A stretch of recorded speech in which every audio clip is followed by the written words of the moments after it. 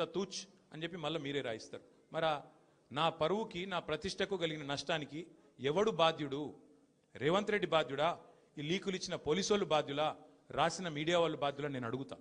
అట్లా ఇంకో మాట కూడా నేను అడుగుతా. ఈరోజు ఇవాళ మీరు ఏ అధికారి అయినా ఈ రాష్ట్రంలో పోలీస్ అధికారి ఈరోజు రాష్ట్రంలో ఫోన్లు ట్యాప్ జరగడం లేదు అని చెప్తాడా? ముందుకొచ్చి మీ కెమెరా ముందుకొచ్చి చెప్పే ఒక్క పోలీసుడు ఉన్నాడా? డీజీపీ శివధర్ రెడ్డి ముందుకు వస్తాడా? ఐజీ ఇంటెలిజెన్స్ ముందుకు వస్తాడా? కమిషనర్ సజ్జరాన్ ముందుకు వస్తాడా? వాళ్ళకి తెలుసు పోలీసు వాళ్ళకు. భారతదేశంలో స్వాతంత్రం వచ్చిన తర్వాత ఆనాటి నుంచి ఈనాటి వరకు నెహ్రూ గారి టైం నుంచి ఈరోజు మోడీ గారి టైం దాకా గూఢాచారి వ్యవస్థలు ఎప్పటికప్పుడు పనిచేస్తూనే ఉంటాయి. గూఢాచారి వ్యవస్థ ఎందుకు పనిచేస్తుంది? పోలీస్ నిఘా వ్యవస్థ ఎందుకు పనిచేస్తుంది? ఎవరన్నా ప్రభుత్వాలను అస్థిరపరిచే కుట్ర చేసినా, దేశంలో శాంతి భద్రతల సమస్య తలెత్తే విధంగా వ్యవహారం చేసినా, లా అండ్ ఆర్డర్ ఇష్యూ వచ్చే విధంగా ఏమైనా అపభ్రష్టపు పనులు చేసినా వాటిని నిరోధించడానికి డెఫినెట్గా పోలీస్ వ్యవస్థ తన పని తాను చేసుకుంటూ పోతుంది. 2015లో మన తెలంగాణ రాష్ట్రం ఏర్పడ్డ తొలినాళ్లలో మా ఎమ్మెల్యే గారిని ఒకరిని కొనడానికి ఒక దొంగ 50 లక్షల రూపాయల బ్యాగ్తో వచ్చి దొరికిండు. దొరికిన తర్వాత ఆ దొంగ మీద ఏమైనా నిఘా పెట్టిండ్రేమో పోలీసులు. మాకేం తెలుసు? మాకేం సంబంధం? పోలీసులు దొంగలు, వాళ్ళకు సంబంధం ఉంటుంది. మాకేం సంబంధం మధ్యలో రాజకీయ నాయకత్వానికి? ఇవాళ వాస్తవం ఏంది? 2015లో ఏ దొంగనైతే దొరికిండో 50 లక్షల రూపాయలతో అడ్డంగా రాష్ట్రం మొత్తం చూస్తుండగా ఆ దొంగ ముఖ్యమంత్రి అయి కూర్చున్నాడు. ఆ దొంగకి ఏమనిపిస్తున్నది? మిగతా వాళ్ళు కూడా నా లెక్కనే రాజకీయ నాయకులందరూ దొంగ పనులు చేస్తారు, మిగతా వాళ్ళు కూడా నాలాగానే బురద అంటియాలి, వాళ్ళను బదనాం చేయాలి. అందుకే ఏం చేస్తున్నాడు? విచారణ పేరిట ఆదేశాలు జారీ చేస్తూ ఉన్నాడు. ఒక 3 రోజుల కిందట హరీష్ రావు గారు ఒక ప్రెస్ మీట్ పెట్టినారు తెలంగాణ భవన్లో. ఏమని మాట్లాడినారు?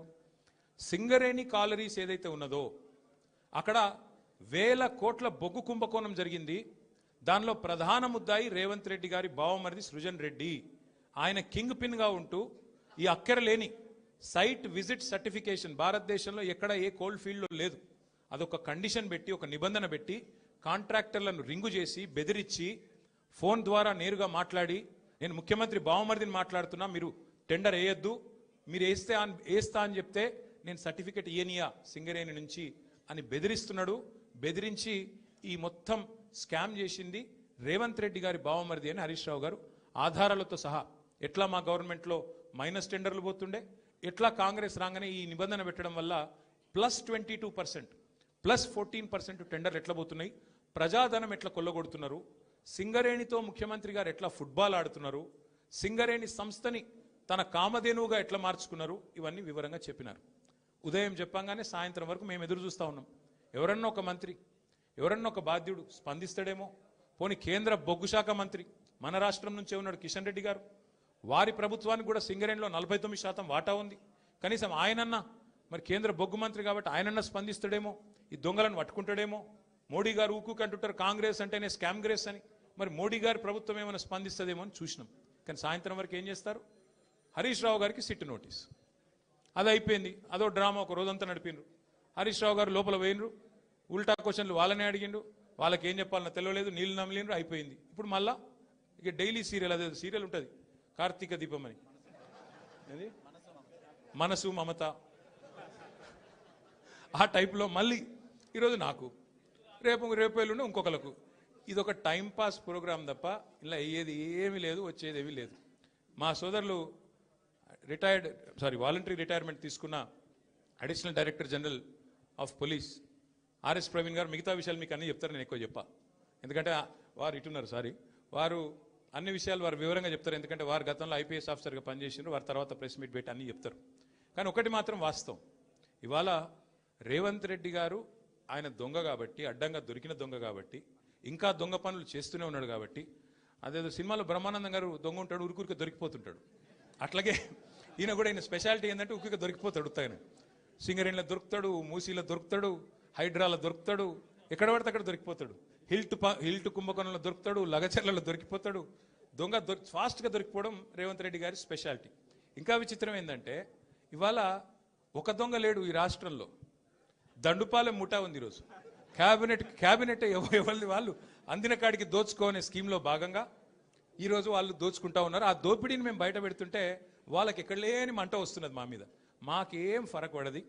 మీకు తెలియదు కానీ మీడియా వాళ్ళు మీరు కూడా మాకు తెలియకుండానే సాయం చేస్తున్నారు. మీరేమనుకుంటారంటే ముఖ్యమంత్రి చెప్పిండు, మేము ఇట్లా ఒక కేసు నోటీసులు వచ్చినాయి, మరి వీళ్ళని ఏదో విచారిస్తున్నారు అని చెప్పి లోపల పోగానే మేము పోగానే ప్లేట్ బ్రేకింగ్లు పెట్టి గుచ్చి అడుగుతుండ్రు అని మీరు పెడతారు. మాకేం బాధ లేదు, ఎందుకంటే 100 కోట్ల పబ్లిసిటీ మీరు ఫ్రీగా మాకు ఇస్తున్నారు. మాకేం బాధ లేదు. తప్పు చేసినోడు భయపడతాడు, తప్పు చేయనోళ్ళు ఎవరికి భయపడాడు. రేవంత్ రెడ్డి కాదు, వాని జేజమ్మకు కూడా భయపడే సమస్య లేదు. ముమ్మాటికి ఒకటి మాత్రం పక్కా, ఈ కేసు ఇంతటితో మేము వదిలిపెట్టాం. నా క్యారెక్టర్ అసాసినేషన్కి బాధ్యులైన రేవంత్ రెడ్డిని ఆయన తొత్తులుగా పనిచేస్తున్న పోలీసులు కొంతమంది, అందరినీ కాదు, కొంతమంది పోలీసులు ఎవరైతున్నారో ఆయన తొత్తులుగా, ఆయన అడుగులకు మడుగులతో పనిచేస్తున్నారో వాళ్ళని నేను కూడా వదిలిపెట్టను. ఎందుకు వదిలిపెట్టను? ఎందుకంటే నా వ్యక్తిత్వం హననం చేస్తూ ఉన్నారు. లేని లింకులు అంటగట్టి, లేని రంకులు అంటగట్టి, నాకు ఇష్టం ఉన్నట్టు ఎవరెవరో యాక్టర్లకు లింకులు పెట్టి చిల్లర రాజకీయం ఏదైతే చేస్తున్నారో ఈ విషయంలో నేను మాత్రం వదిలిపెట్టను. మీరేదో ఇవాళ ముఖ్యమంత్రి హార్వర్డ్కి పోయిండు, ఆడ వచ్చిరాని ఇంగ్లీష్లో ఏం నేర్చుకుంటుండో ఏం తెచ్చిండో కానీ ఆయన వచ్చే వరకు టైంపాస్ చేద్దాము అని చెప్పి మీరు డ్రామా చేస్తున్నారు. మాకు తెలుసు, ధారావాహికలాగా నడుపుతా ఉన్నారు. మాకేం ఇబ్బంది లేదు. మీరు ఎన్నిసార్లు పిలిచినా వస్తాం, ఎందుకంటే చట్టాన్ని గౌరవించే పౌరులం. తప్పకుండా వస్తాం. మేము తప్పు చేయలేదన్న మాటనే చెప్తాము. మీరు ఎన్ని రకాల డైవర్షన్ గేమ్లు ఆడినా మేము మాత్రం అర్జునుడి కన్ను ఎట్లయితే ఆనాడు తన గురి మీదనే ఉండనో అట్లే మా గురి మొత్తం కూడా ఈ ప్రభుత్వ అసమర్థత మీద, మీ అవినీతి మీద, మీరు ప్రజలకిచ్చి ఎగ్గొడుతున్న హామీల మీద, యనుమల రేవంత్ రెడ్డి ఎగవేతల రేవంత్ రెడ్డికి ఎట్లా మారిపోయిండో అన్న దాని మీద 420 హామీలు ఇచ్చి ఇప్పటి వరకు 4 హామీలు కూడా నెరవేర్చకుండా ఎట్లా ఈ లుచ్చా పనులు చేస్తున్నాడో వీటిని ఎండగడుతూనే ఉంటాం. 100% వదిలిపెట్టకుండా ప్రాణం పోయేదాకా పోరాడుతూనే ఉంటాం. ఎవరికి భయపడకుండా, ఎవరికి తలవంచకుండా నిఖార్సైన తెలంగాణ బిడ్డలుగా, కేసీఆర్ గారి సైనికులుగా, కేసీఆర్ గారిని తిరిగి ముఖ్యమంత్రి చేసేదాకా